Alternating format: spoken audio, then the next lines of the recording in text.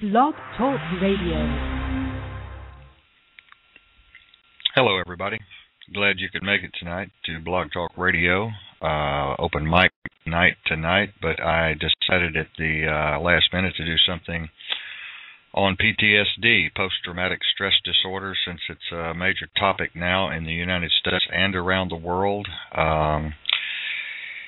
It's getting a lot of attention now in the news media. It's getting a lot of attention from Big Pharma. It's getting a lot of attention from the House and the Congress. And it's getting a lot of attention from the medical community. It's a devastating disorder. I don't like to call it a disease. I like to call it a disorder. It affects men, women, and children, and to some extent, I believe, personally, even babies. Haven't looked at the studies on babies, but I definitely believe, in my opinion, that it does affect babies, can affect babies, as for things that happened in the mother's womb to the mother when she was pregnant. As I said, it's a devastating disorder. It's very misunderstood. It's new. It's a new disorder on the block. It's a disorder that has not been studied very much. It's a disorder that is underfunded, very underfunded.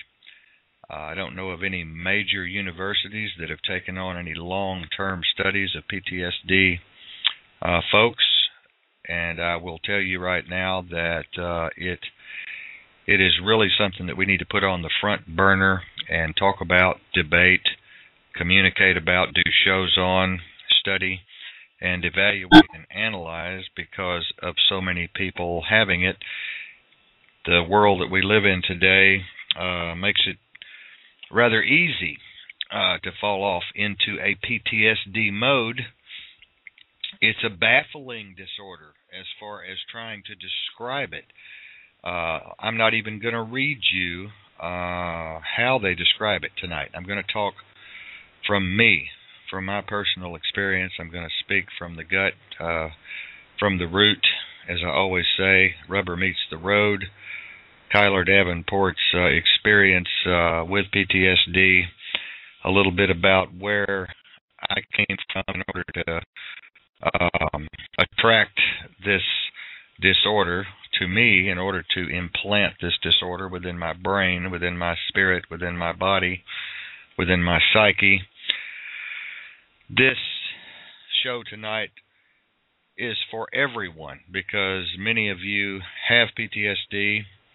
Many of you think you have PTSD. Many of you will get PTSD. And many of you have family members with PTSD. And if you do not now, you will. Because of the way the world is today, I think PTSD is a manifestation of our stressful environment. I think it's a manifestation of our twisted environment. I think it's a manifestation of our economic situation, our lack of jobs, the haves, the have-nots. I think it's a manifestation of too much information, or information overload, if you will, too many things happening in too many places, and the human brain is just not able to, or has not been trained to comprehend or deal with such overload in the brain.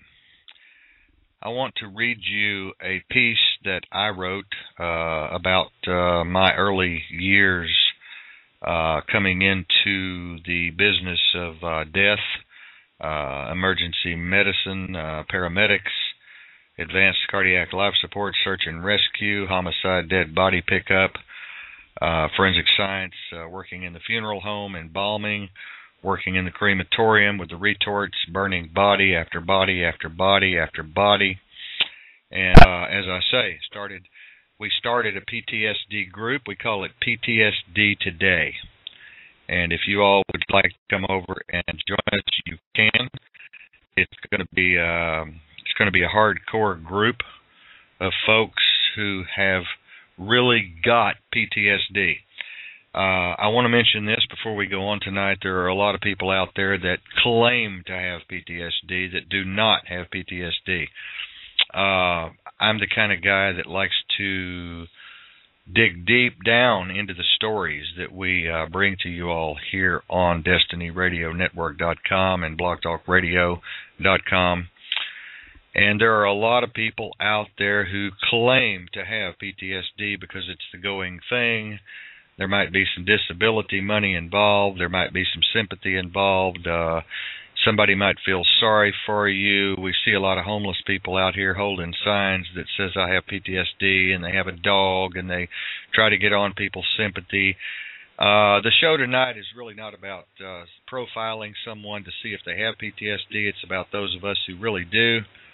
But it's also just an educational show tonight to kind of go over the whole spectrum of the universe of post-traumatic stress disorder. So let me read this to you, what I wrote here a while back concerning kind of a conglomeration of things that is in my mind constantly around the clock concerning this disorder. Little aborted fetuses lying on my morgue table in doll's clothes, in little red ski hats, like little shriveled prunes they are, eyes squinched. Mama says, don't they look so precious? I'm thinking to myself, we should just throw them away. That is what we do with most of the fetuses. Mama wants a proper burial, so we give it to her. Fetus after fetus after fetus, like little alien beings from another planet. I held them in the palm of my hand, and I said to God, where are you, God? Standing among these stinking, rotting, decomp, swollen, oozing bodies of all race and age, the smell on my clothes forever embedded. Just can't get that nasty stink off. Sticks to you like glue around the clock. Gets up your nose, stays there. Call after call after call. Sometimes you think you are in hell on earth. Life is hell. But you gotta keep on going. It's in your blood. It's in your guts. The gore, the stench, the stink. That next scene, what's it gonna be? What's it gonna look like? I just gotta go to that next scene. Fat man stuffed himself in a camper box, blew a perfect Texas star right between his eyes. Laid there 10 days before we got to him. What a smell, hot summer, 100 degrees plus. I knew those parts were going to fall off in our hands. First a leg, then an arm. Ain't no body bag going to contain this fat ass. Suicide, 19 years old, stuffed in a camper box. Being connected to the crematorium just made things worse. Cooking body after body after body. Raking what's left into my little tray, picking out the metal with a magnet from a body been operated on by so many doctors, staples falling on the floor, bolts and nuts and pieces and parts, crushing those final bones down to powder in my big commercial blender. Oops, gotta check the oven one more time. Brains haven't fully cooked out yet. Gonna leave him in another 30 minutes. He's a fat one. Ever seen a body explode and going into a bad oven? Boy, it's nasty, let me tell you. Somebody's got to clean up the body fluid off the floor. Somebody's got to slip and slide on it and smell it and fall down in it with a dirty, nasty mop that's never been cleaned. How do you clean this shit up with a mop that has been used over and over and over and over again? We got 1,000 toe tags stuffed in the back room next to the old wood stove where they used to burn all the babies that they could stuff in there. Back before we had this big fancy retort, this oven that sounds like a 747 when you push the final blow button, assholes used to burn 2 bodies at a time until they got their ass kicked. All kinds of nasty shit goes on in this place, man. I could give a box full of crushed pinto beans to your family and tell them it was your daddy and they'd believe it. And it really wouldn't make a fucking bit of difference. You never get the exact amount of ashes of your loved one anyway. You are just mixed in with all the other bodies in the oven, one after one after one after another. You never take your true family member home. You're actually taking home thousands of bodies, pieces and parts of every one, everywhere, every color, race, creed. Bones flicking and flying in every direction. That shit goes up your nose and in your hair. You breathe it down into your body and it sticks with you. It becomes a part of you. You, them, we, us. I kind of miss that nasty smell. It is an odd kind of unnatural organic smell. I loved working at the morgue, man. It gives you a strange sense of power. An almost perverted sense of power. It's twisted. I used to wonder what some of the young fucked up embalmers did to young pretty women freshly dead. Some of these guys are really kinky, nasty, perverted fucks. They stay drunk and fucked up all the time, and hell, you can't blame them. The shit we see is just too much for any one person to bear in this world, especially at the age that I was. One fucked up deal was a little fetus laying up on top of their vagina, all dressed up in doll's clothes. This black girl who aborted this child was raped by her stepdad. She was only 18 years old. It's kind of a functional sense of eroticism to see a scene like that in the cold storage room. It is hard to explain if you haven't been there. Vagina, fetus, oozing shit coming out everywhere, cold, stiff smell, hard fluid. It don't come any more real than that, does it? We used to sling bodies around the morgue like old potato sacks. This ain't no secret in the business. Sometimes we would get so busy we would have to sleep with the bodies in the ambulance room. I used to be scared shitless of that, but I would never tell anyone about it for fear of being called a pussy. Throwing babies in the floorboard, hauling ass back to the funeral home. Oops, got another call. Let's take this one with us. My. What a mess. It's another homicide. Can't wait to get there to see the cause of death. That's what keeps us going. That's what keeps us coming back. The different ways people get whacked. The different ways people commit suicide. Cutting bodies down, swinging from the rafters at 19 years old is not something I recommend to anybody, but I've done it many, many times, especially when their eyes are open and bugged out and they're stiff as a board. They're staring right at you as you walk into the room and dripping shit out of their asshole, foamy, frothy mouth and noses. It is a scene right out of a nasty, perverted, wild movie. My years in the ambulance business and the death business has taken its toll on this old boy. I've seen it all, heard it all. Homicide was one of the worst experiences of my life. I am tired now. I still have flashbacks every night. The bodies creep and crawl around my bed.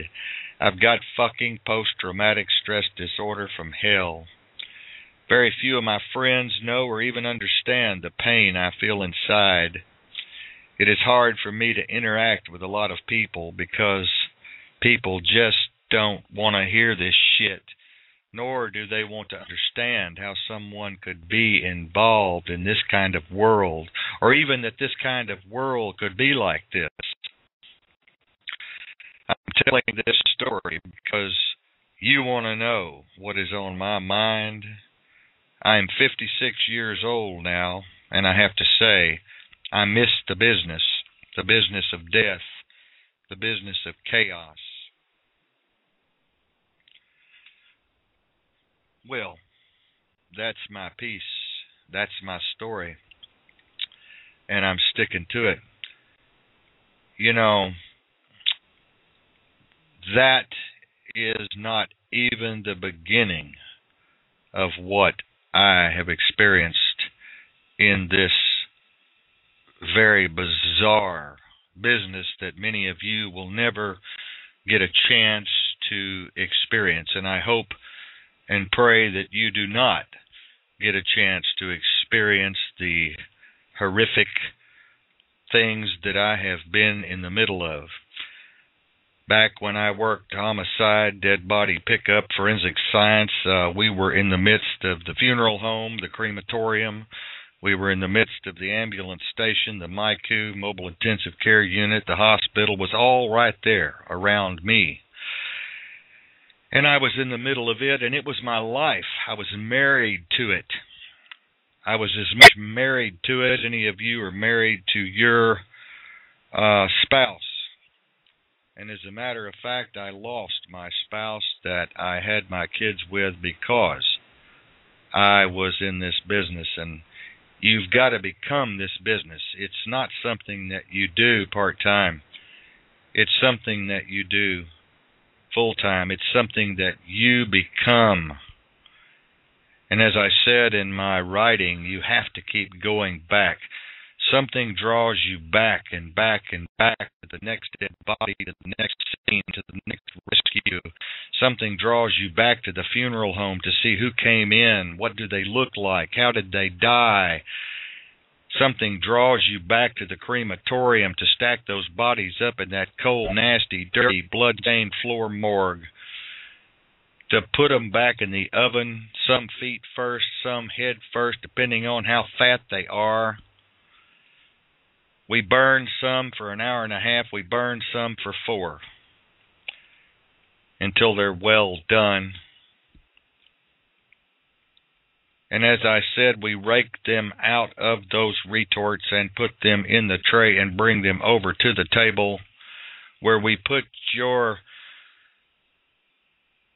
sorted bones, ash inside of a blender after we take a magnet and take all of the metal out of your body from post-surgeries.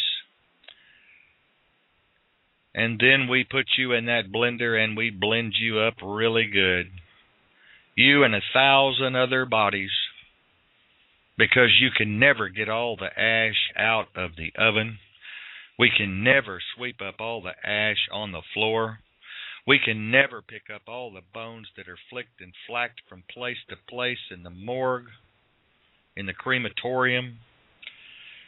We end up stepping on bones. The floor becomes bones and ash.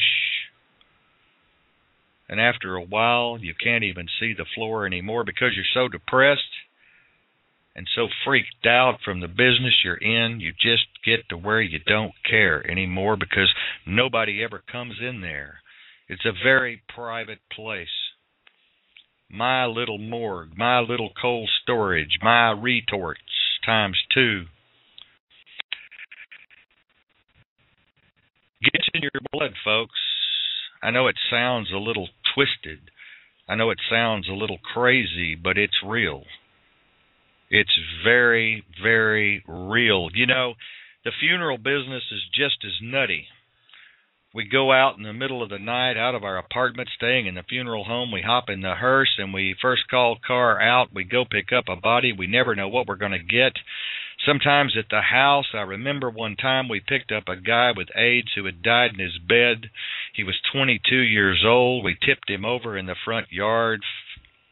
The gravel was so deep. It was pouring down rain. We stepped off the porch after about 9 steps, and bang, my partner slipped backwards and the body rolled out into the front yard, the family standing on the porch. Can you imagine such a scene in your wildest dream or nightmare? These are the kinds of things that happen. I remember another time we had this old lady in the back of the first call car, and the cot came undone. I slammed on my brakes at a light, and she ended up in my lap.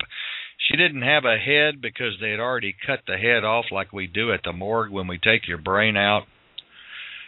Here's this old woman laying in my lap. I got a friend with me I took along just for the ride, just for the joy ride, and she's laughing, falling in the floor laughing, and here I am with an old woman in my lap at a stoplight with people looking, with no head, no brain. Wow, what a crazy life. I shoved the cot back to the back. We didn't even stop to hook it up. We just went back to the morgue.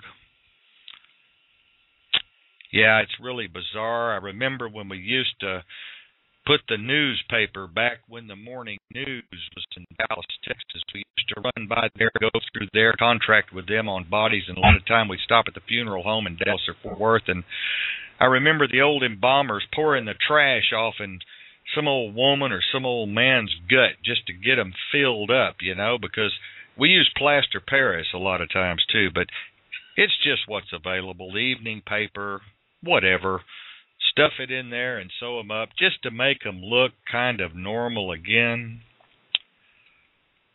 Bizarre. Really bizarre. And then we've got the stinkers.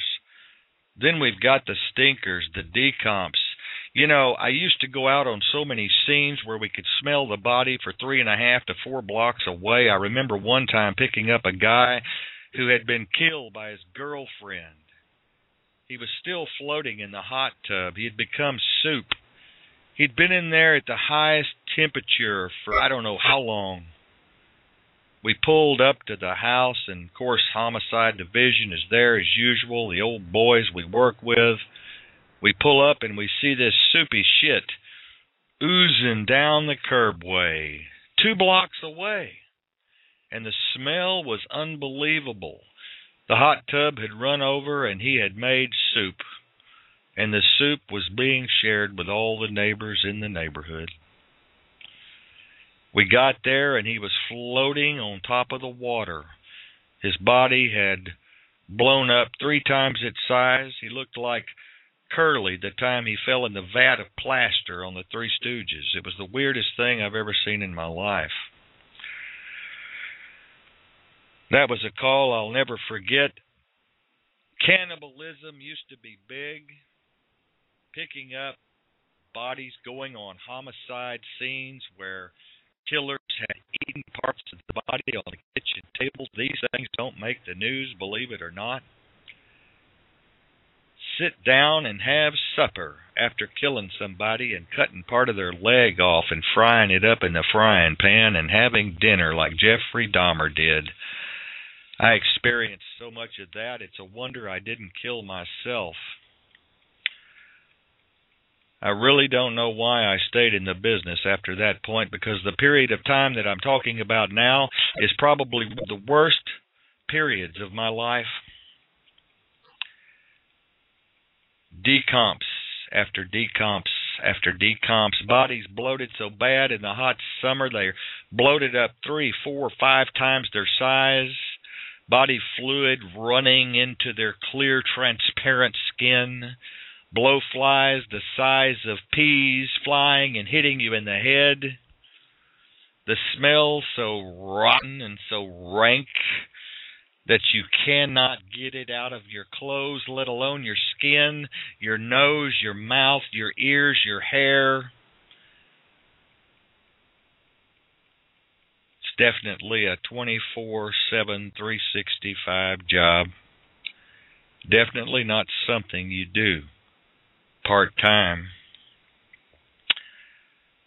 Search and rescue can be just as bad, going on scenes where people are trapped in cars, 2 dead in the back seat, a baby dead in the floorboard, a half-conscious person in the front, the driver screaming, blood coming out of his or her mouth.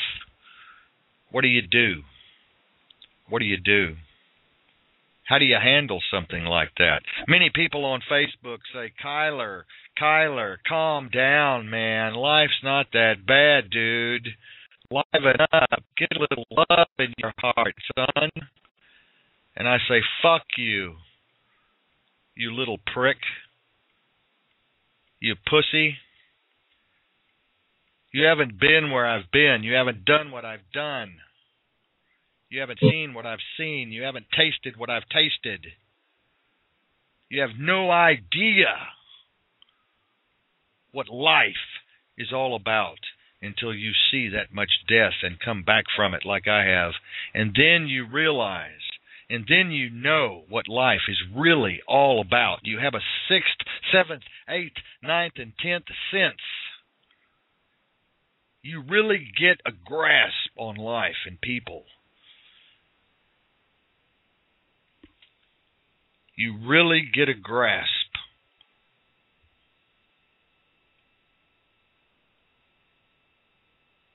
on life and people. Did I not unmute myself all that time? Producer, tell me, how did that work? How could I be on air with a mute sign?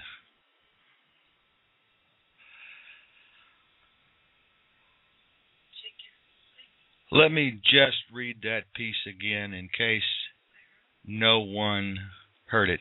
Can someone tell me if I've been on air all this time, please, in chat for me before I have a heart attack? Can someone please type into chat and tell me if I have been on or off? I guarantee you, if I have been off, I'm going to be very, very, very upset. No one is typing into chat.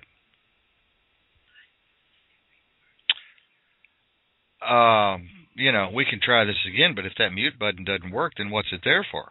That's what I would like to know. I'd like to really know, what is the mute button there for if, in fact, it doesn't work. I mean, I know that I haven't been on the air for 30 minutes and people are still logged into chat. So anyway, tonight's show is about PTSD, post-traumatic stress disorder, the most misunderstood disorder on the planet. And I hope you all had the chance to hear what I wrote earlier. Reconnecting to server now. That's wonderful. Probably one of the most powerful shows we could ever do. Probably one of the most helpful shows we could ever do. Probably one of the most educational shows we could ever do concerning post-traumatic stress disorder. And, there's so many people out there with this disorder that we really need to get on the ball and put it on the front page. We need to put it on the front burner, and we really need to get on the ball with this thing and reach out to people. As I said earlier in the show, I'm sure that you all have either got PTSD or you'll get PTSD or you know somebody with PTSD or you will know somebody with PTSD. Can anybody give me a sign there that we were on the air for the first 30 minutes of this show? I need to get some more producers in here and interns that can check me and double check my equipment to make sure that we are on. Then I want to know right now, live on the air, why we were muted, and I want to know why we're still talking if we were muted, if you could still hear me. I just unmuted myself 3 minutes ago. Okay. It's really blowing my mind, I'll tell you. I don't know. It's really going to blow me away. I'm going to scrap this show if that was the case and we weren't getting out there for that first 30 minutes. I'm going to scrap this thing. PTSD's kicking in, man. I tell you, when something this drastic happens on such a good, important show, powerful show that needs to get out there, and you're muted for 30 minutes, you want to just turn around and beat the hell out of your producers, I'm still asking the question, how can one be muted and still be heard on the air? I want to know, producers. Give me an answer. Well, we need to find some producers that do know. We need to understand, if there's a mute button on here, what's it good for? Any ideas? Well, I don't believe it. I got an 805 here, and I'm going to let them come in and see if we were heard at all out there. Go ahead, 805. Yes, hi, Kiler. I heard every word. Well, I've been so upset, man. I tell you, I just this is the night I had PT. You talk about PTSD. I've had it today, and here I am having to go on the air tonight with it. But I was worried. My mute button. I just looked up, and I'm so nervous tonight. I looked up, and I'm sitting there with an X on my microphone, and I went, oh my God, I've been on the air 30 minutes, and I'm muted. So I unmuted just a while ago, like 3 minutes ago, and I said, well, did everybody hear my story that I wrote? I heard your story, Kiler. I got on like a minute after it started. I heard the whole thing. Wow. Thank goodness. Yeah. What a story it is. I almost hung up because it's just so glad. So tough to take, but I stayed with you. On us, too many people turn their backs on us. Too many people don't understand. What we go through on a daily basis. Getting up in the morning sometimes is like crawling hell naked. It's hard to explain. It's just the people make fun. They're like, oh, just chill out, dude. Chill out, dude. Man, life goes on. Get a little love in your heart, dude. Lighten up. And I just, it makes you want to punch people out, Yeah. I hear ya. Who is this? I'm sorry? Who are you?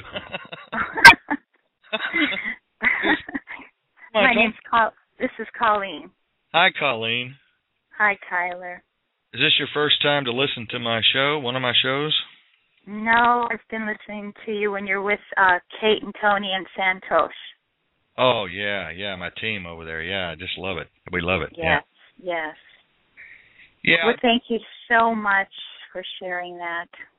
Well, I'm not through, It's an ongoing thing, and we really do need to reach out, to these folks and help them. I started PTSD today, the group, and I went to PTSD meetings up here in the Northwest, and they ran me off, and I said, what's going on, man? And they're like, well, we just can't. Oh my God, the worst thing we've got in here is a woman that got hit in the nose with her husband or something. I mean, you're like scaring everybody out of here, And so I went from place to place to place, and everybody said, we just can't deal with this, man. I said, what do you want me to do? I called suicide prevention tonight, and the lady's like, well, sir, you just probably need to start your own group because we just don't have any where you are in that particular area, and so forth and so on. And I'm like, she said, can I put you on hold for just a minute? Right. The cognitive dissonance. Yeah, and she didn't seem to care. She didn't seem that. Right. This is where we're at, I guess, And they're cutting our mental health budgets, and we're losing our counselors, we're losing psychiatrists, we're losing psychotherapists up here. It's just horrible. My friends who are KDACs are calling saying, what are we going to do? I mean, they're cutting the budgets 50%, and 3/4 of the United States is on medication, and it's just a real bad situation that I just think that we should all, if you got a prayer in you, pray. If you got light in you, give light. If you got energy, send energy. And if you want to be a volunteer, go volunteer somewhere or something, Yes. Yeah, I work with hospice, and I know you've talked about the hospice situation before too. Well, and pro-con, Yeah. PTSD is so huge. Yeah. And so thank you so much for your work. Well, thank you for tuning in, and please listen to Katie and I and Tony Z. We're on Saturday night, and I know you'll be there. And I will. We're all together. Yes, we're all working together. We all play a part. Each one of us unique. We may not be on the radio, but we're out there and we're doing the work. Maybe you could just, before you go, tell people out there, hey, don't be so rough on these PTSD people. Give them a chance. They may curse. They may go crazy. They may go off on you. They got a little teddy bear inside of them, and they love people. They just, they're a different breed of folks, Yes. They've all gone through different things that, so many of us will never have to. And it's all about compassion. It's being strong and Yes, it's about the love and the light, but it's to get out there and do the work too. And like you said, we're all in it together. And what upset you the most, Colleen? I'm sorry? What upset you the most when I read my piece? Oh, I guess it was that whole part of, the reality of how we're these bodies, that we're all going to one day have to drop these bodies, and gosh, there was so much to it. There's so much to it, Kiler. I just want people to know that they are going to die. People tell me, Kiler, don't talk to us about that. Don't talk to us about that. I'm in an empathy and compassion group. Believe it or not, I like it over at Edwin Rush. You should check us out. The Center for Empathy and Compassion. Yes, I saw that. Yeah, I saw that's on a Facebook group too, isn't it? Yeah, and they just do not want to talk about anything real, and that's one issue that we're having, and a lot of the members are having, and coming in my favor, thank goodness, and saying, Kiler, you're right. We do need to talk about the dark side of life if we're to understand the light, truly. Yes. And, what you read, it appears to be the dark side, but it really is just the other side. It's really not dark. It's just what it is. It is what it is. I mean, if you'd hang around homicide officers and you'd hang around with us forensic science geeks and hang around with us funeral home people and crematorium folks, we're really a lot of fun. I mean, it's crazy.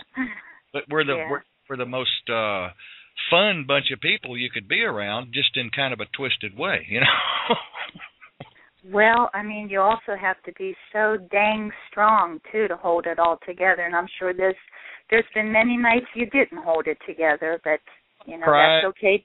That's okay too. No, I've balled up in a little ball and cried. I'm not afraid to admit it on the air. I've balled up, ball and cried. My wife's had to hold me like a little baby. When I don't take my meds right, or when the bodies start creeping up and they start coming back and haunting me, and it just gets bad, and I just want everybody out there to know that PTSD is real. There's so many people that think it's not real. Did you know that, Colleen, that there are a lot of people out there that think it's just made up? Yes. I wonder why people are like that.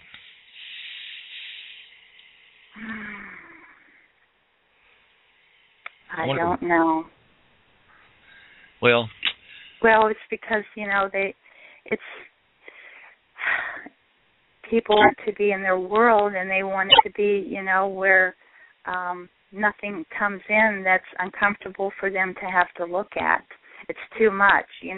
They're dealing with so much in life, and their work, and their children, and their health, and their aging parents, and so don't give me any more.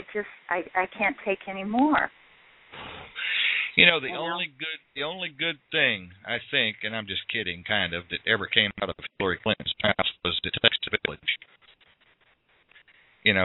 You broke up there. Hillary Clinton said it takes a village, and that's the only really good thing. And I was kidding, kind of, about that ever came out of her mouth. But it does take it does take a village to live, and we don't live in a village anymore, and that's sad. We live in such a disconnected, cold, calloused society. By design. By design, yeah. Well, thank you for calling in, and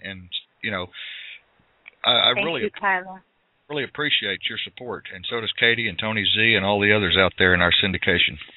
Yes. Love you all. Love you very much. Thank you. And you can hang on the line. Thank you, Kiler. Okay. Okay. Thank you. Good night. Good night. Ladies and gentlemen, we are I had an 804 and I had a 484 come in. Ladies and gentlemen, if you want to call in and talk to me, it's 646-378-1896. That's 646-378-1896, and I'm going to bring on 484. Well, hello there. This is your Facebook friend, Piro Vasu, and I met up with you on the Facebook page. Hey, how's it going? It's going, brother. I'm up against it, fighting legal battles, trying to keep it at a local level, keep our eyes on the corruption in the courthouses with the police departments, and reporting on that. And, of course, if you start to speak out, you do become a target, so I suggest that folks understand what they're getting into also, because it involves the whole family. And what's happening on a local level, I also suggest that folks get out there and court watch a little bit. I know a lot of us are unemployed doing nothing, sucking up the welfare, so go to your local courthouse, do some court watching, and, become aware. Start asking questions. It's very sad that people do not get involved anymore. And a lot of people do, and I'm not saying that, I'm not generalizing, but the majority of people do not get involved in anything anymore that's worthwhile. They're living their life out in a bubble. They're living their life out in the glass house, in the comfort zone, and when people like us come along, it just really shakes them out of their tree, and they either run away as fast as they can, they point their finger at us and call us crazy, conspiracy theorists, or they join up and they come and help to get the message out that we're trying to get out. And that's what Destiny Radio Network's all about. That's what Blog Talk Radio's all about. That's what Synchronicity's all about with Katie Renee and Tony Z. That's why we built this broadcast syndicate. That's why we came together as a team to promote each other and to bring guests on who had relevant information to put out to the world. But people need to get involved more, and we say this every single night, and it just seems like a broken record. And then when we look on Facebook and we see all of these people posting puppy dogs and teddy bears and butterflies, I'm like, folks, look, we're dying here. We are dying here, And they go, you know what, dude, you need to chill out. You need to just kick back and have a little love in your heart. We're all going to be just fine. The United States is wonderful. And I'm like, you people are nuts. There are people out there that are just completely nuts. They're not ignorant, and they're not passive. They're just nuts. They're completely blocked from reality. Well, let me give you a good example of how they run that by. Right now where I'm staying, I'm in PA, and there is a big nuclear power plant about a mile from me. I could just touch it. I've done a lot of research on it, and it's faulty for sure. But what they do, and it's amazing, they put in around these places some of the biggest malls you'll ever want to see. King of Prussia. These malls are spectacular. And my younger son and I were here on another occasion, and we're going through one of these spectacular malls, and this plane comes in so low, and I'm military also, that I hit the dirt. My son almost hit the dirt. And nobody else moved. I mean, no one even noticed it. Yeah. I looked around like, what? People are so oblivious. And first of all, I'd like to know what the hell planes are doing a mile from a nuclear plant. They have pilots here that they have a place where you can train to get flying hours. Mm-hmm. And there are planes, like all they have to do is take a 2-second turn, and they're right on that plant, that nuclear power plant. Yeah, There's nothing guarding it. It's amazing. It should be a no-fly zone, really. That's what I thought. I thought we would have no-fly zones, but I'm a mile from this thing, and we have planes overhead every day, and they're coming in so low, which is so wild, and yet the people here are so busy at the mall, and nobody even paid it. I felt like a fool. I was on the ground, literally on the ground. I know. It's crazy. It's crazy. My older son goes to the mall constantly, religiously buying. I say, son, because he knows what I'm about. I've done radio shows. We've been on this stuff for a long, long time. I'm like, son, why don't you buy some silver and gold? Why don't you? And as much as I've educated this boy, they have a very difficult time hearing it. It's like, just don't talk about it, Mom. Don't talk about the chemtrails. Now, listen, I can talk more. I have a full life. I don't just talk about chemtrails. I don't just talk about what's going on. I can talk about many, many, many things. So I'm not on just one subject, because I've met a lot of people that are off-putting because all they talk about is this 24 hours a day, and it actually pushes people away. So I'm very conscious of that. But even in the small amount, I try to keep it down for him, because especially his group, he's like 30 years old. They have such a hard time, and yet they see it coming, but they can't accept it. They just can't go there yet. And they're getting there, but I'm not going to say all people at 30. We have plenty of young people in the movement that are wide awake, but it must be very painful for our generation to look at what's happening right now and saying, this is our future. Well, I'm going to the mall. The old folks are dying, and most of them tell me thank God, because I deal with so much hospice and I deal with so many seniors, and they're like, thank God we're getting out of here. It's like you get at that age and you're like, who cares? Big deal. Bang, we're out of here. Okay, party's over. And I feel the same way. If it wasn't for Mary Heather, well, I don't want to say that on the air. They'll send a truck over here, but you know what I mean. If it wasn't for her, but I've seen it all, done it all, heard it all. Been there, done that, and there's really not a whole lot else to see. There's really not a whole lot else to do unless I wanted to take a vacation, and we don't have the money for that because nobody's donating to UnitedCaregiversOfAmerica.org. Nobody's donating to DestinyRadioNetwork.com, and nobody gives a damn about our seniors program where we rescue senior citizens from hell on earth up here, in these nursing homes. We have a rescue team up here. People just don't care anymore.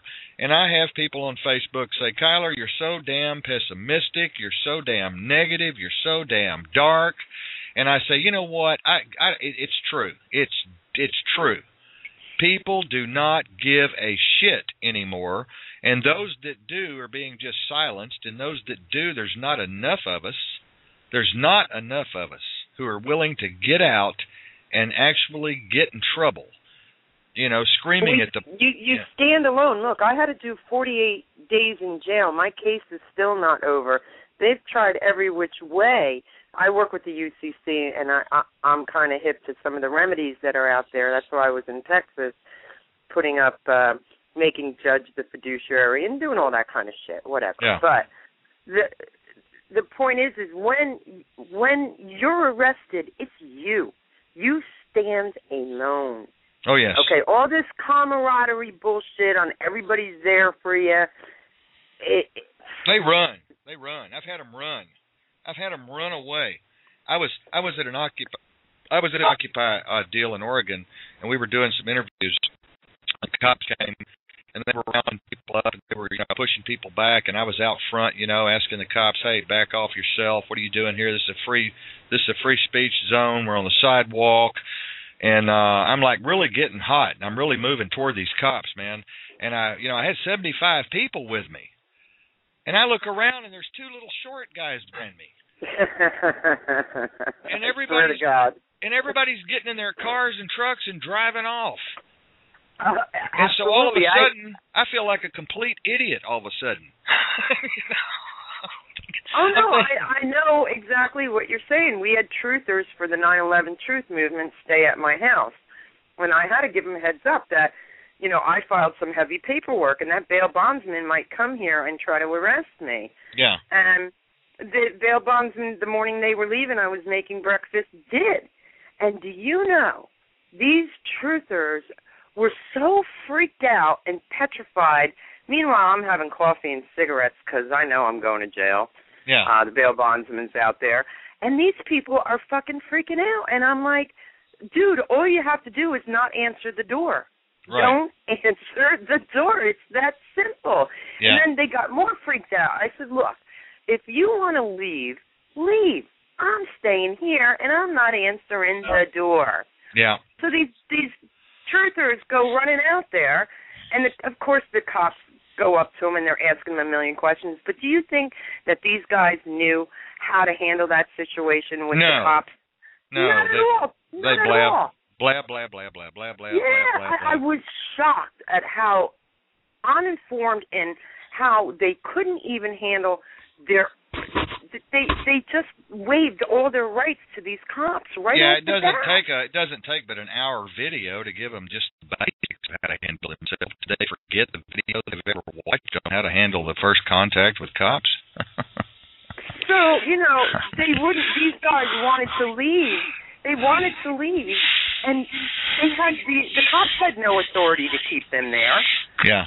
But they just complied with everything. Yep. So finally, these guys came into the house, which they should have done, and I'm sitting there having a coffee and cigarettes, and they got their guns drawn to my face. I'm 5'2". I weigh about 100 pounds. Oh boy. And yeah, and these guys are sweating it, and I'm laughing at them. And they're like, well, why didn't you come down and do what we said? I said, I don't have to do what you say. If you say come down here, Peppy, I'm going to kick you in the teeth. Should I come down there? Yeah. Like, what fool would do that? If you want me, you come get me. I'm not freaking turning myself over to you. Yeah, right. Yeah, it's getting bad. It's going to get worse, and that's just the way it is. I mean, people think that this is all going to get better. Well, I can tell you, 56 years old here, going on 150, been around the world, done it, seen it, heard it. It's not going to get any better. The only thing that we can do at this stage of the game is just build a protection mechanism around us and train really hard in survival and train really hard in urban warfare and tactics and just get ready. Buckle in and get ready. I mean, there's no damn way that we're going to have enough people stand up with the balls big enough to stand up against this government and revolt like they are doing over in Europe. There's no way hundreds of thousands of people are going to hit the streets here and turn over cop cars and bend over street lights and break out windows. Not yet, but they will. Well, I don't think it's going to be within my lifetime. I do. Well, I definitely do. I think once the financial crunch, which might not come because it would put people into that position to really start reacting. But once your families are starved out and you don't have a job and the man's knocking at your door and CPS is knocking at your door and this one, and it's affecting the everyday person that it never affected before, and it is. Well, there's not going to be... When I court watch, I'm watching people who have never encountered the law before, the middle class all being rounded up. There's not going to be a peaceful solution to this, though. It's going to be a bloody revolution. I guarantee you it's not going to be a peaceful revolution, and we're not going to go down and hand the government an empathy cookie and say, would you guys sit down and let us just have a big hug and let us just sing Kumbaya and let us just talk about this. The government doesn't give a rat's ass about the love movement. They don't give a rat's ass about the New Age movement. They don't give a rat's ass about Occupy. They don't give a rat's ass about protesters. They do not give a rat's ass about anything because they hold all the power, they hold all the money, they hold all the gold, they hold all the silver, and they hold all the land, and they hold everything in their hand. And they're much bigger than any Occupy movement would ever comprehend. I've been on the Hill. I've worked in Washington. I've been an investigative reporter for years. I've been undercover consultant for one of the largest news organizations in the world. And I can tell you right now that this machine, this military-industrial complex is massive. And they are ready and prepared to kill you. It is, but here's the thing. And the Occupy movement is not ready to die for their brothers and sisters. They're not ready to stand up and get run over by a tank at Tiananmen Square. Not yet. Not yet, but there's a few, in the I Ching with chaos, there's always the one thing you didn't count on, and that one is God. Okay. Agreed. All right. So that's my, that's right there. No man can, So that's one. And like I said, I think we're at the tipping point where people are starting to really feel what is going on. You can't avoid it. Well, if God is doing this, he's playing a really perverted joke. And I'm a self-taught Rhodes Scholar, and I'm a self-taught biblical scholar in world religion, and I've, philosophy, you name it. I can tell you right now, God has got a lot explaining to do. Because we're burying 75,000 kids every morning in little bitty baby caskets that couldn't suck their mama's good milk and didn't get a drink of water, and that doesn't include casualties, and that doesn't include collateral damage, and that doesn't include all of the 2.9 million people that are sitting on the border of Jordan right now in Syria, freezing to death and shitting in little buckets, not paint cans, not the 5-gallon ones, but the little bitty ones. Women laying on the floor having babies in blood of their family members. Now, let's talk about that. Let me ask you this. I understand how our military men and women are overseas and they're killing overseas because somewhere in their mind it's overseas, it's not at home. But how do you really think it's going to pan out when your brothers and sisters and cousins, like the Civil War, do you really think our military will take arms up against their own people? I have a hard time swallowing that pill, knowing so many people in the military. Some of them will. Some of them love to kill. I've got videos of our guys that people don't want to see saying, let me kill another other mucker. Let me kill another mucker. Let me kill another mucker. Let me kill another mucker. I'm loving killing these other muckers. Let's kill a whole bunch of other muckers. I mean, our guys get over there, man, and a lot of these guys want to kill. They've got blood in their mouth and their eyes and their bones and their blood. They want to kill. They're trained killers, man. We've got a military out there with, men are men. Men have balls. They have testosterone. And when they're programmed in the military, I was in the military. When they're programmed in the military, you're trained to kill, especially on the squads that I worked on and with and around. You're trained to kill, and that is your number one objective is kill rate. A lot of these soldiers sit in the office. I've got CIA friends that sit around in the office all day, and they'd give anything in the world if they could just handle a remote drone one time, a servo one time, and blow up a village, because they don't ever get to get out there and do what they were trained to do. So, yeah, there's going to be a lot of Americans killing Americans, yes. But let me tell you this. We also have a foreign military that's come in and is training on U.S. soil and has been doing so for the last 10 years. And they're prepared. They're Russians, Germans, Japanese, Filipinos. They're ready. Chinese. They're ready and poised to attack at any moment. So there's going to be a lot of foreign people on our soil doing the dirty work. And if our boys turn against the government, then they're going to be killed. They're going to be a target too, and that's going to really raise some stink.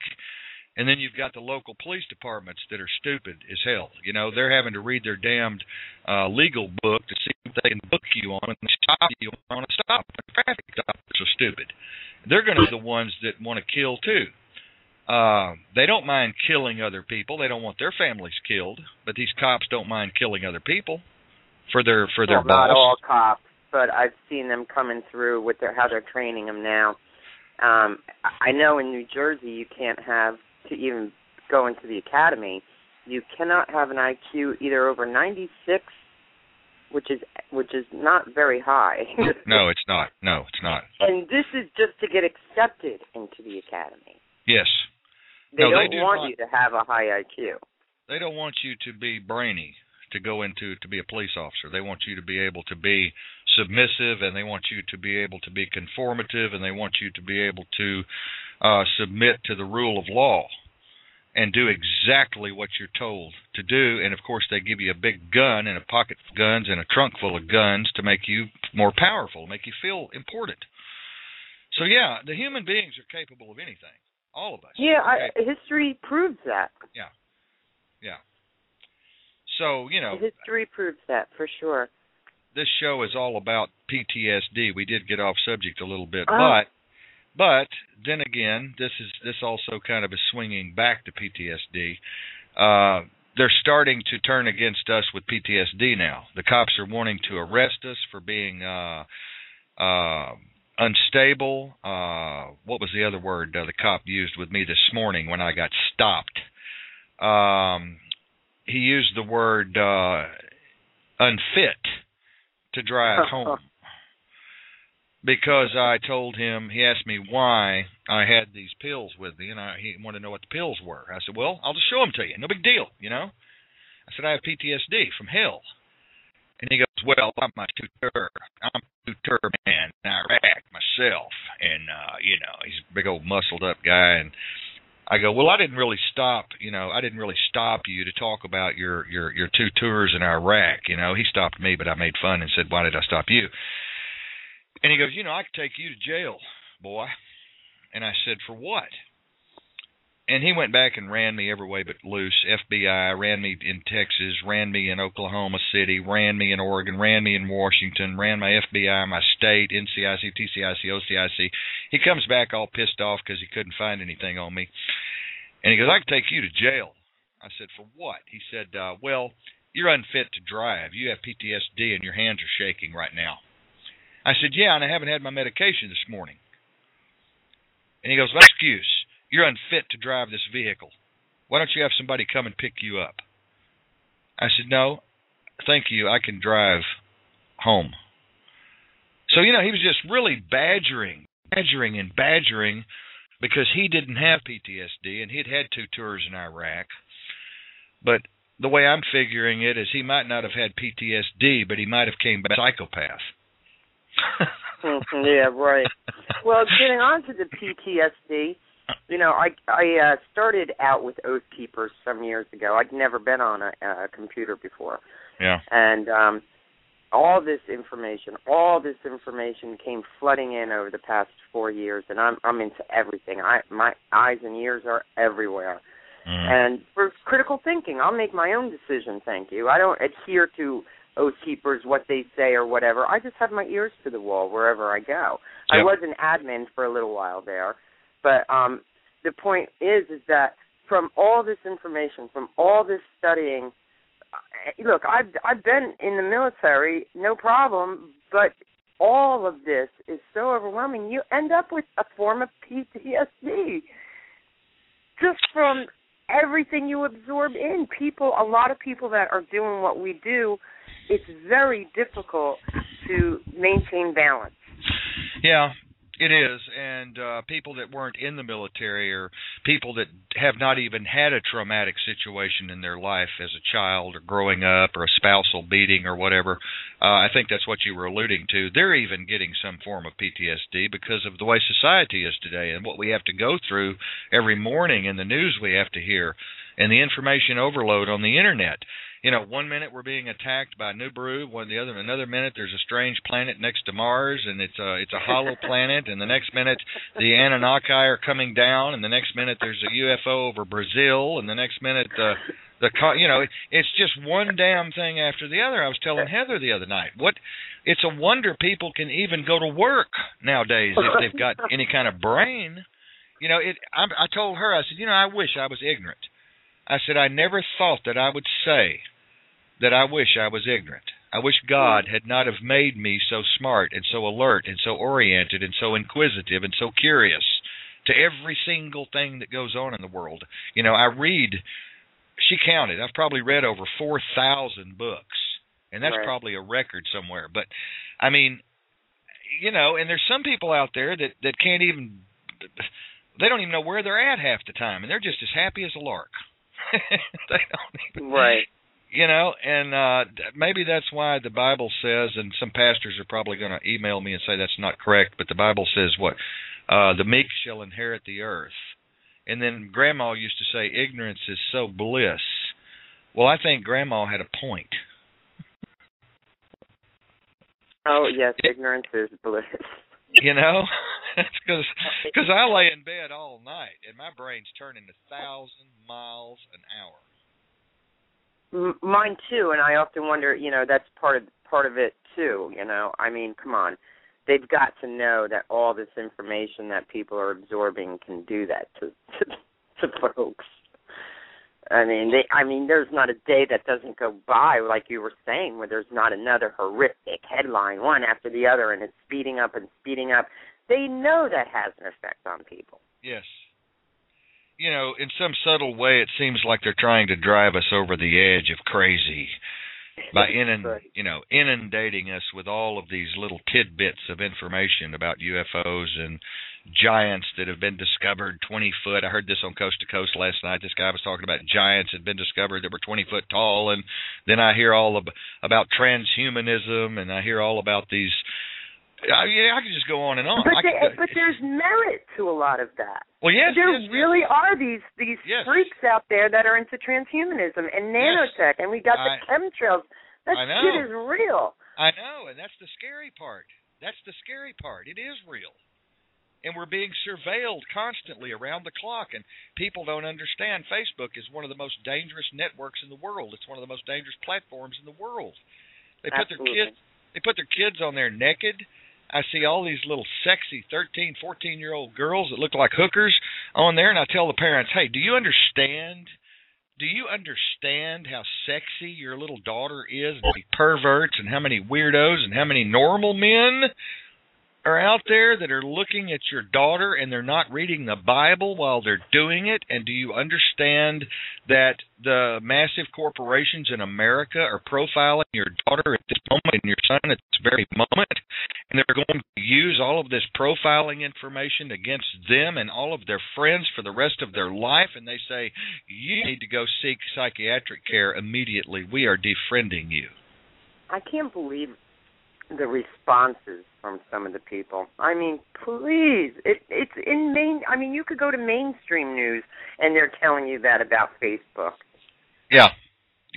You go to Fox 5, they'll tell you, yeah, that's what Facebook does, yeah. Well, I've got video after video, very legitimate videos that I'll put up again tonight that prove and show the owners of Facebook traced them all the way back to Central Intelligence Agency directors, subdirectors, macro, National Security Agency, Department of Defense, Department of Justice, former PayPal is also CIA. All people have to do is an hour's worth of research to know that Facebook is hell. If there's a hell, it's Facebook. You know, and they say, well, Kiler, why are you on Facebook if it's such a dangerous platform? And I say, because I'm a very dangerous man.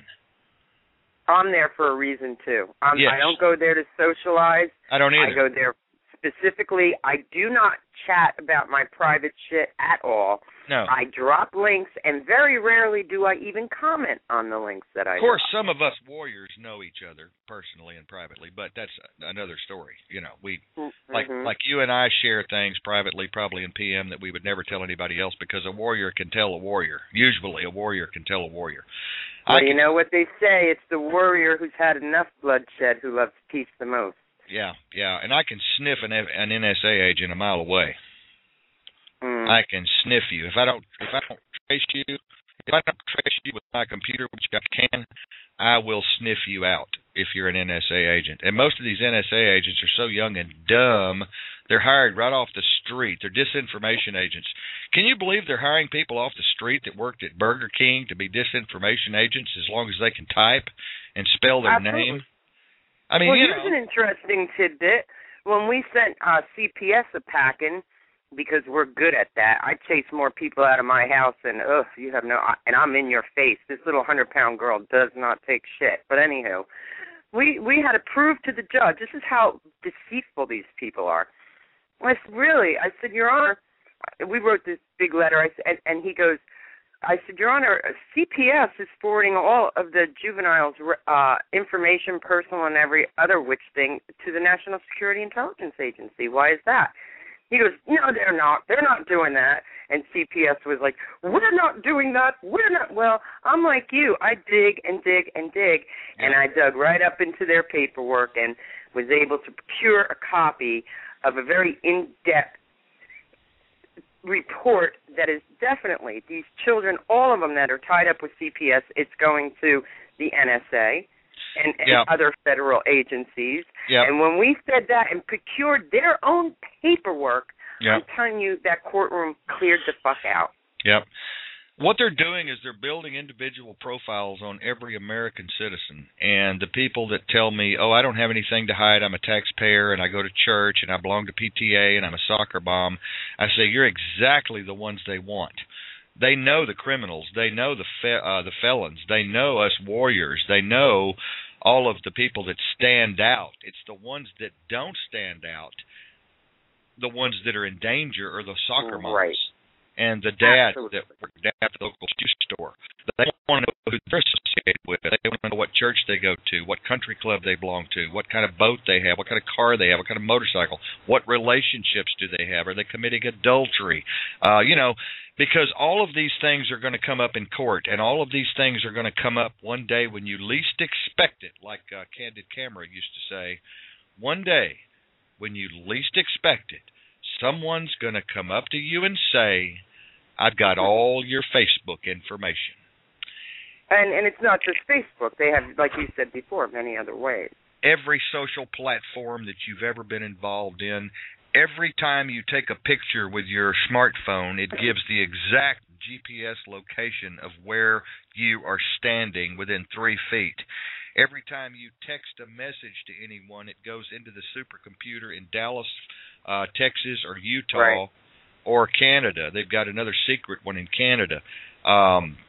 Every move you make is tracked and traced by these supercomputers that can process quadrillions of bits of information per second.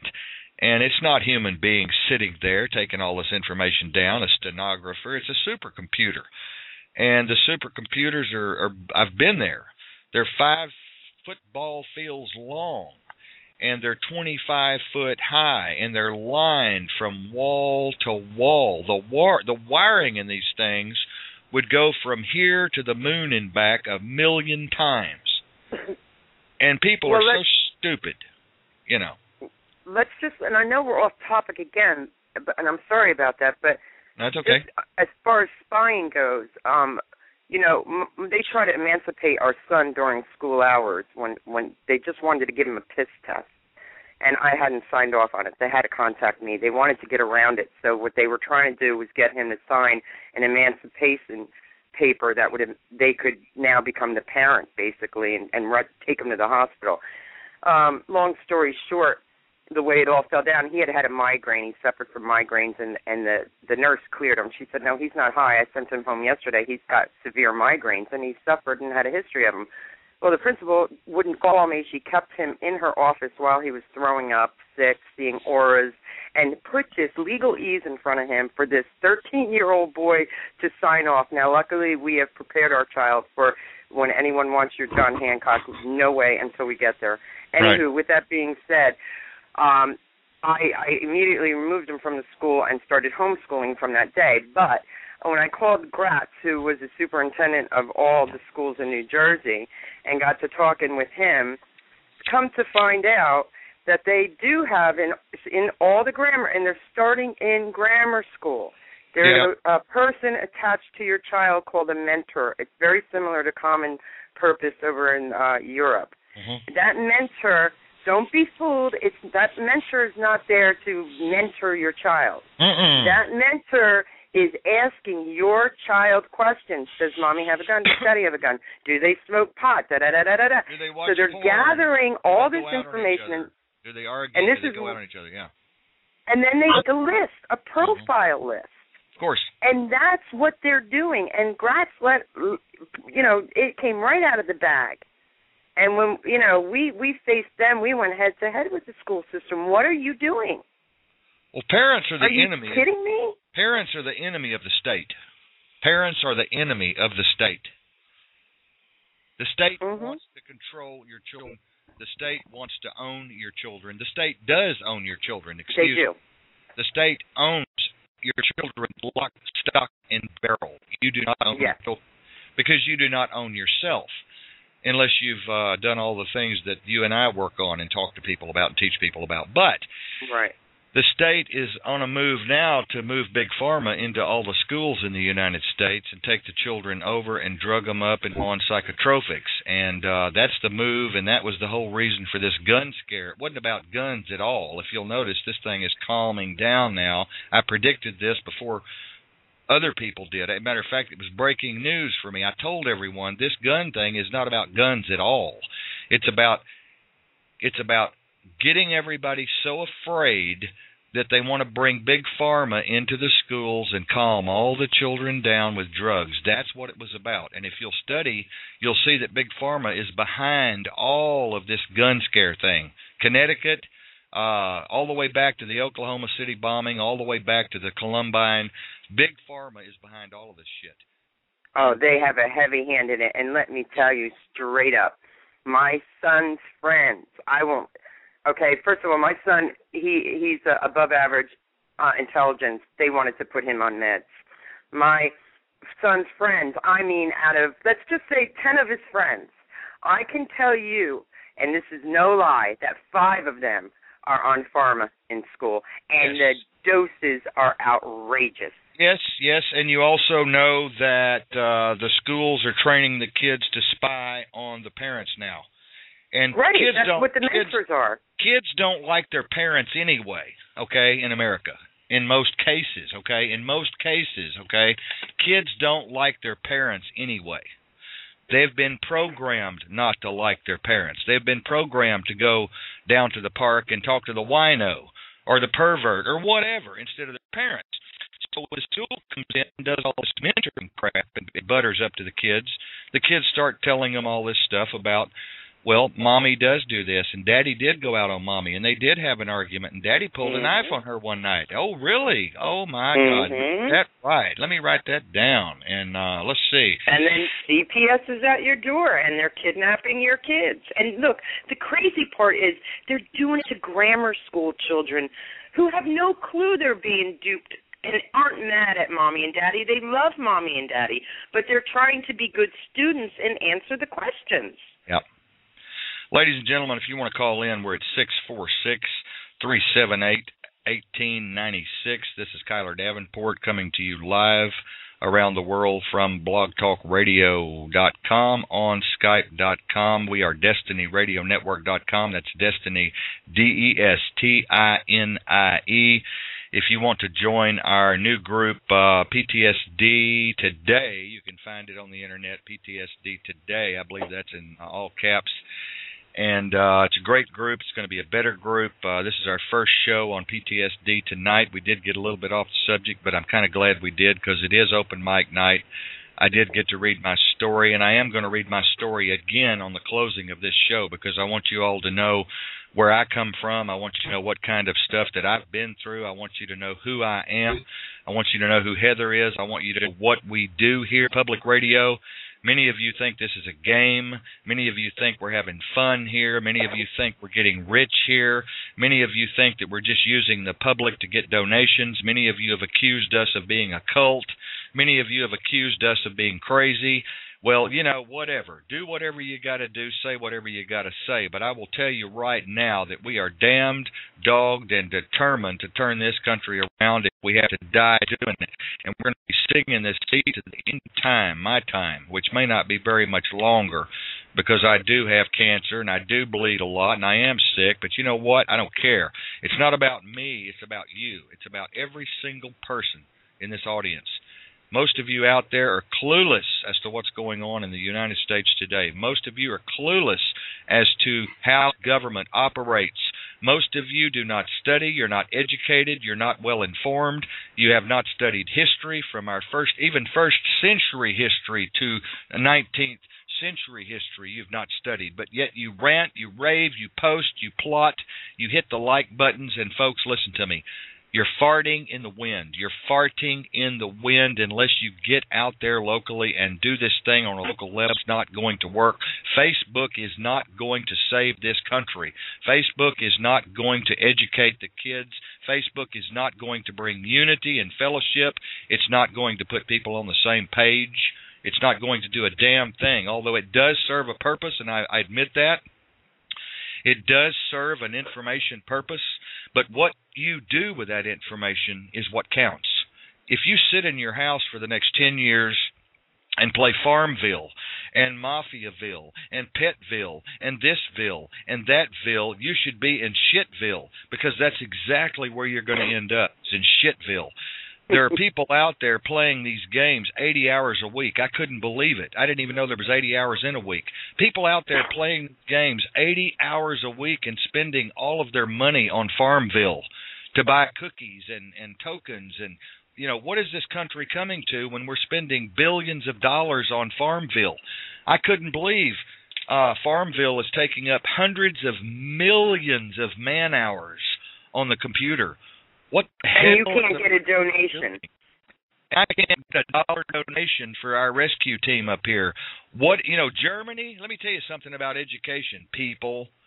The German kids are already college degreed when they graduate from high school, ladies and gentlemen. Listen to me. They've already got a technical degree when they graduate from high school. They're ready. What the hell are our kids doing here? The kids can't even read and write when they graduate from high school here. The majority of kids cannot even spell their name correctly, can't fill out an application, do not know how to do a resume. They're fucking off in college. They're smoking dope. They're getting drunk. I'm up here in College Town City, man, and I'm telling you right now, these kids are drunk every night, running around in miniskirts in herds up here, partying it up. I don't see how they can study. The professors up here tell me that they would like to burn all of their damn smartphones because that's all they do when they're in class is sext and text. This country is going to hell in a handbasket, and I don't care how many of you people out there call me a pessimist. Let me tell you something, people. We've got something to be pessimistic about. We've got something to worry about. We are $25, $50 trillion in debt right now. We've got over $800 trillion in derivative bullshit, money laundering, banking cartel notes out there right now that have been spun and spun and spun and spun, and they're getting ready to spin them some more. And you know what? A country can only last so long making up money on a computer. The whole system is getting ready to collapse in upon itself, and I know that many of you think, don't listen to the numbers. Don't listen to the pollsters. The pollsters are working for the foundations that are funded by the Illuminati, the globalists, and the banking cartel. So whatever you do, don't believe anything you hear on the mainstream media. Now, I'm back with you. Robin, I see you out there, and thank you for tuning in. You should call Robin, but dadgummit, I might have to mute you again. You said Robin is my friend, and she's sweet as pie.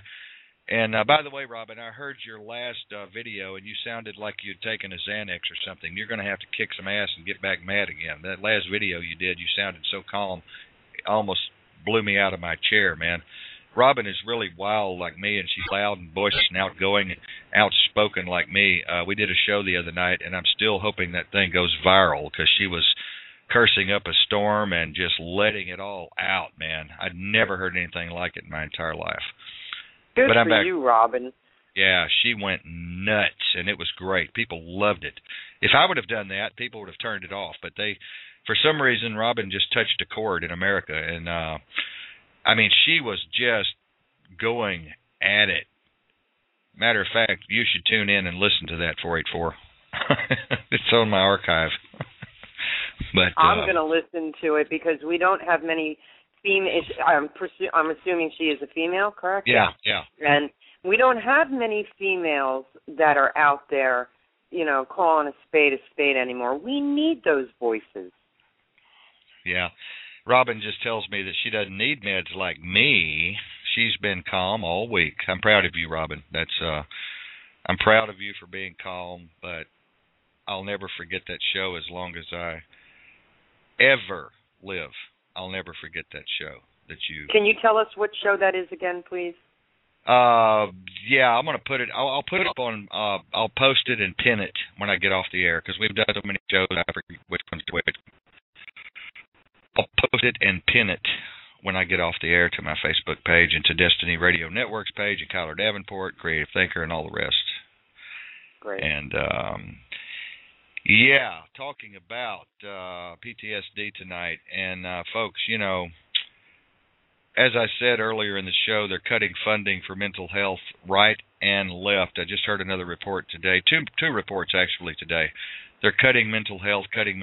I cannot understand why they're doing this. It makes no sense whatsoever, not even for our government. It makes no sense whatsoever that they're cutting the jobs. I think they want us to go crazy and kill our kids. I think they want us to dolly routier and drive them off in the river. I do. I honestly believe that they're cutting mental health so we will all kill each other. I'm worried about the nanotech and the chemtrails, quite frankly. Well, the latest on the chemtrails is this this Siberian thing.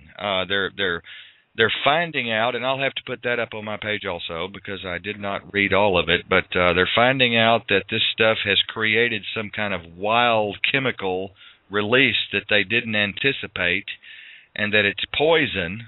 And even the government didn't know that they were doing this. Even if they had a conspiracy already to create problems, they never dreamed that this one was coming out. This is a brand new deal. And the government's like, oh, shit. We didn't plan for this. Yeah, we didn't plan for this. Now what? Let me ask 412 to come in here and see what they've got to say. Stand by 484. Just hang on with me here. Let's see who's on here with us.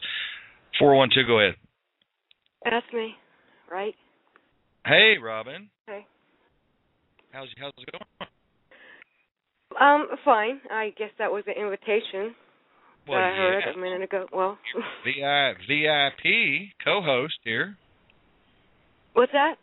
I said you're a VIP co-host now. Oh, okay. Did I make that much a scene? You really did a dido, as Grandma used to say. You cut a rug, kid. You really did some good stuff, I tell you. I didn't mute you. There are videos out there like that. Well, but wasn't on my There's a guy standing in front of television cameras, like to record a program, and he just stops what he's doing, and he starts screaming out to the audience, and he gets in front, and he's like grandstanding. That's what it reminded me of. I'm like, holy shit, that. And then another one of this dude with a little mustache. He's ranting and raving about waking people up and not taking bullshit anymore. That's black and white. If you were here, I would turn you over my knee and spank you because I'm old enough to be your grandpa because you said that I need meds and you don't. And listen, girl, you don't have the same kind of PTSD that I do. And did you get in on the first of the show? No, you didn't. No, I didn't. What did I? I had nothing. I left. I didn't. What? You said it. You stress the fact you take them, and then you go. It comes out of my mouth, and it's directed to you as an insult or something. You feel you got to retaliate. What I do? I didn't do nothing. That's my choice to not take it, to deal with it. I took them. I already been there, done that. I already took them. Time to let it go. But some people do need meds or a shaman or a chemist or an herbalist or a... I like weed myself. Marijuana is the only thing I do. Yeah. I don't climb trees. Nope. Robin, say hi to you make yourself acquainted there. Hello? Hello? I just said for y'all to get... Do y'all know each other? No. Who? I hear... I'm Pierrot. My name's Pierrot, Robin, and I've come in recently in contact with this group, and we've had a radio show ourselves, and we've been advocates and fighting the powers that be on a local level, and I've been thrown in jail, and I served in the military, and all kinds of goodies like that. And that's my story. And then he has been saying that you did a bang-up job the other day, and I was saying that we need more women that are willing to speak out and come forward. We don't have that many. Yeah, I agree.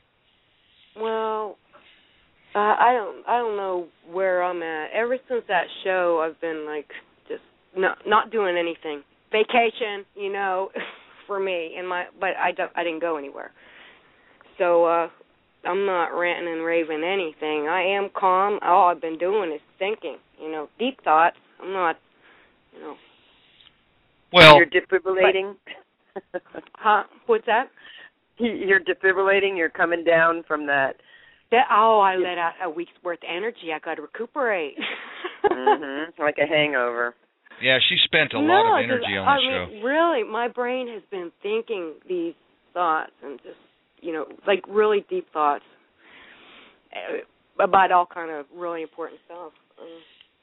People don't ever do that. I haven't done that for a long time. There's all this shit going on, talking about prophecies and everything. But now look, what the Pope is resigning. Like, what the fuck is that?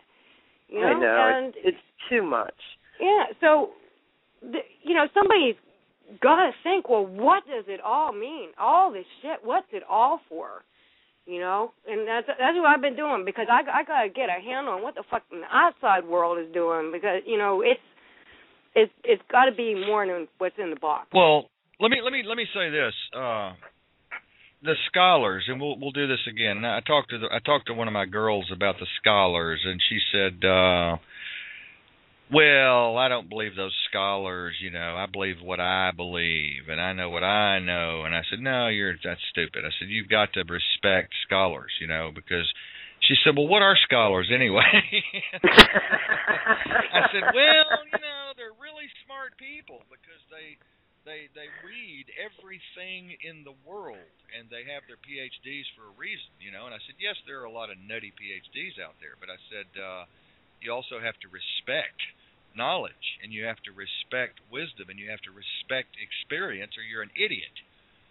You have to, when you see wisdom, you have to respect wisdom. And these scholars have said that God left us a long time ago, and these are biblical scholars. These are Jewish scholars, Christian scholars, Hindu scholars. Where did he go?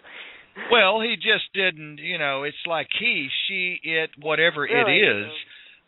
This is people get this stuff all twisted up. If they where do you think he went? Well, let me finish. Oh, I wanted to stop you with that. That's a people that are only in the third grade, like most people out here on Facebook, are in the third grade when it comes to education and knowledge and wisdom and study and research and hard line education. Okay, most people are just farting through their ass. They're not really thinking. We've got a whole pool of people out here that are just clueless ramblers, is all they could be considered. Just clueless ramblers. They're like zombies playing off of each other's posts, and they're all running around, but nothing is getting done. So, right. Talk to a scholar. Exactly. And let the scholar tell you what history's all about. Let the scholar scholar tell you what he thinks it's all about. No. I'm talking no, not what he thinks.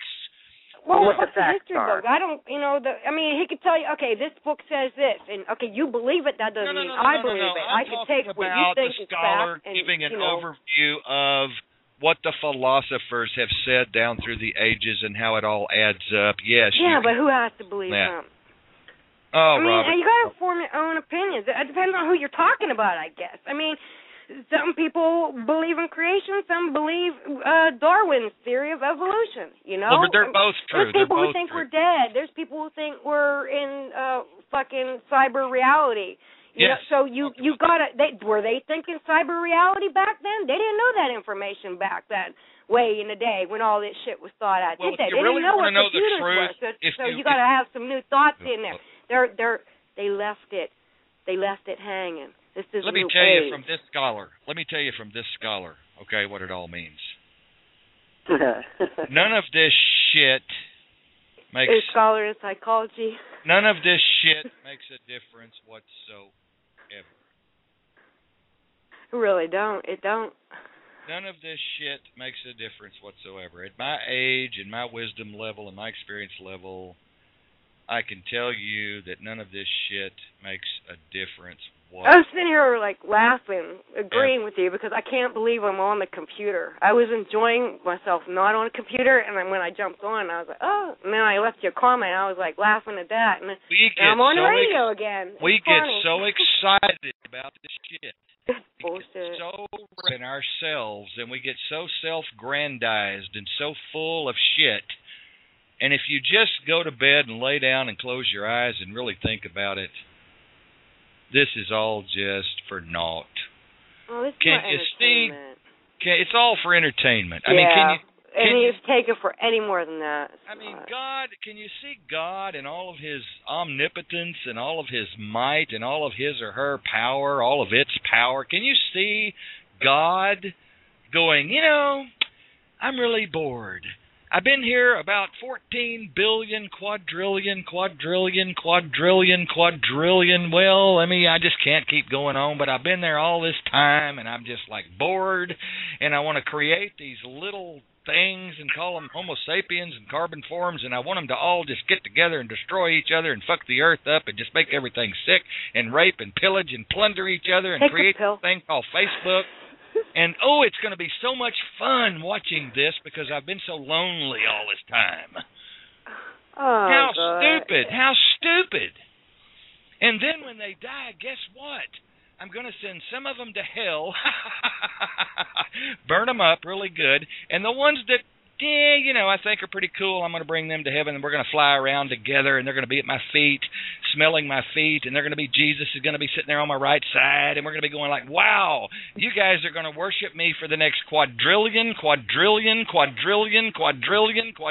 years, and we're going to have so much fun up here flying around. Does that make any sense to you? No, nothing you said makes friggin' sense, Kiler. Sorry.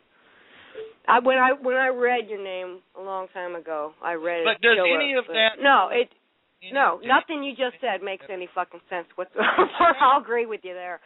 You ask any Christian, ask any Jehovah's Witness, which I just talked to 2 more yesterday, and I've interviewed 1,000 of them, and they'll all tell you that that's the exact truth.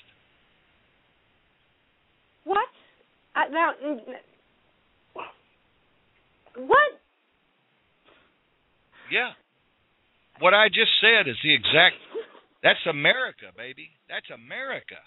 We're living in the most stupid, backwoods, dumb, demented, twisted... well, why don't you show people the right way? Well, we're talking about it tonight. We're just trying to talk about it. It's instead of telling everybody how stupid they are. No, I will not stop telling people how stupid. There's a problem with the intelligence of American society. Robin, I agree with that. Robin, but your listeners...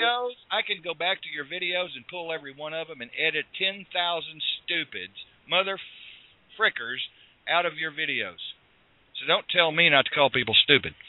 No, I didn't mean like. I mean, you're the power to influence people. Some people are just what you put out there. Stupid. Because when I was listening, I felt like, man, you're disgusted. You're fed up. I don't want to hear, your crying sob story about how just the way it was presented. I don't know. Well, that's just you. Yeah, I am. I'm very different than you. We need all kinds of people. Yeah, we do. And you're very important in what you're doing, and people love you for a good reason. I've done over 1,000. I've done over 1,039 shows now, and that's not including the ones that I don't tell people I'm on. And I'm getting ready to be full-time AM, and I'm getting ready to go coast to coast. You remind me of my ex-husband. Very intelligent man, but I just, we just didn't get along. Well, you're so damn hyper, Robin. No, I'm not like that all the time. You well, think I know you're not, but I'm saying... But, Robin, I just want to say something. There are a lot of stupid people out there. Yeah, I know. I'm probably one of them. No, well, I'm not going to go that far. I don't know you, but I can tell you from personal experience, I deal with stupid people every day. Yeah, they're stupid. Well, I mean, he's talking about the Germans and how they're educating themselves over there, and they think they're a superior species. They think their race is better than everybody else. They're working. Maybe that's what they're doing. Well, you know what? We had all them Germans come over here at the same time shit started going bad in this country, right? All them German scientists they brought over in secret. That committed all those war crimes and No. I don't deal with racism. I don't deal with racism. No, I didn't say what. And I don't deal with. And I don't deal with. You're taking it the wrong way and referring to a comment you made. I didn't say, anything negative about it. Well, you said those Germans, and that's racist. Those niggers, those Germans, those ragheads, those. A lot of German people that are not like what kind of psychology is that? Like, you're going to associate that shit with my name? No, I'm just telling you that I hear it all the time. Are you implying that I am racist? That that's the way I viewed your statement because I'm a racist? Is well, that no, what you just said those people come over here. You're generalizing those people, the whole that group of population scientists, those people, that group of scientists who happen to come from Germany that we were talking about, those people. The ones that are running NASA. Because that's uneducated people. That's what we do. We say things that aren't articulated very well because we lack that form of education. Yes, you do. But we try. You try. Let me tell you something. I have a 30-year-old son and I have a 17-year-old son, and I am telling you that these kids coming out of school are the most uneducated group of children I have ever freaking seen. Yes, they are. They're Period. programmed that way. Right. I watched this video, and this baby woke up when they changed the channel. She just woke up and started doing this dance to that Gangnam style music, whatever that is. Yes. Yeah. So it was like programming. Like, she heard that, and she just reacted like a robot. And people probably thinking that's funny. I saw the psychology in it.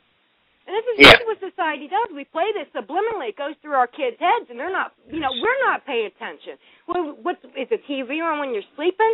Is it just on in the background? Well, what's it saying? Because your subconscious is picking up all this shit. And so no wonder that we are so easily hypnotized by a video game that plays lullaby music, and we spend our fucking money because, hey, we want our place to look nice. We're creating a little fantasy world in the fucking computer. This is what they put it out there for, right? Well, then people got to turn away from it. They got, fuck the computer. I got to leave it go. That's what I did. Turn the computer and the TV off for the past week. Basically, I jumped on a little bit. Because I'm done being programmed. I'm done with my mind and my subconscious having to work so hard when I sleep. Yes. I threw my TV out, and the one thing that I did manage to do, because I had to find a way to balance all of this, is I started studying wild edibles. I figured if I'm in a survival situation and I can't get out there and pick my own food and eat it, what good am I as a mother if I can't even feed my family? So I would go out to the woods with my dogs for 8 hours, commune with God, and pick some great food and harvest it. And that's how I catch my balance. We all have to find a way to keep balance. Robin, I want to thank you for coming on air with us tonight. We've got a lot of people listening tonight. I really want to thank you all both for coming on. I'm going to read this because I'm getting a shitload of requests for me to read this story again really quickly as to what the show started out about, PTSD. Some people got in late and didn't get to hear it, and they want me to record it for posterity. So I'm going to read it real quick. This is how my PTSD started. This is where I come from with post-traumatic stress disorder, and this is what our group is about, PTSD Today. And I wanted to tell people just how serious this group is. It's not for everyone. It's not for everyone with PTSD or those who think they have PTSD and have not been fully diagnosed. So come into this group being aware of that, please. It's for hardcore police officers, hardcore forensic science people like myself, search and rescue paramedics, and hardcore homicide officers. So I'm going to read my story here, and then we're going to say bye, and I want you guys to stay on the air until I finish this. I'm going to read it a little bit fast, okay? Hit it. Little aborted fetuses laying in my morgue in doll's clothes, in little red ski hats like little shriveled prunes, eyes squinched. Mama says, don't they look so precious? I'm thinking to myself, we should just throw them away. That is what we do with most of the fetuses around here. Mama wants a proper burial, so we give it to her. Fetus after fetus after fetus, like little alien beings from another planet. I held them in the palm of my hand and said, God, where the hell are you? standing among stinking, rotting, decomped, swollen, oozing corpses of all race and age, the smell of my clothes forever embedded with oozing. Just can't seem to get that stink off. Call after call after call. Sometimes you think you're in hell. Life is hell. But you just got to keep on keeping on. It's your blood. It's in your guts. The gore, the stench, the stink, the next scene, the next homicide. Can't wait. I just got to go to that next scene. Fat man stuffed himself in a camper box, blew a perfect Texas star right between his eyes. Laid there 10 days before we got to him. 100 degrees plus. I knew those parts were going to fall off in my hand. First his leg, then his arm. Ain't no body bag going to contain this fat ass. Suicide, 19 years old, stuffed in a camper box. Being connected to the crematorium just made me worse. It made everything worse. Cooking body after body after body, raking what's left into my little tray. Picking out the metal with a magnet from all of your past surgeries, staples falling on the floor, parts going everywhere, crushing those final bones down to powder. Oops, gotta check my oven. Brains haven't fully cooked out yet. Gonna leave him in another 30 minutes. Ever seen a body explode and go bad in the oven? Somebody's got to clean up the body fluid and juice. Somebody's got to slip and slide on it all over the floor. How do you clean this shit up? The mop that's been used over and over and over again and again and again. We got 1,000 toe tags stuffed in the back room next to the old wood stove where they used to burn little babies. Stuffing as many in as they could. Back before we had the big fancy retorts, the ovens that sound like a 747 when you push a blow button. Yeah, we cranked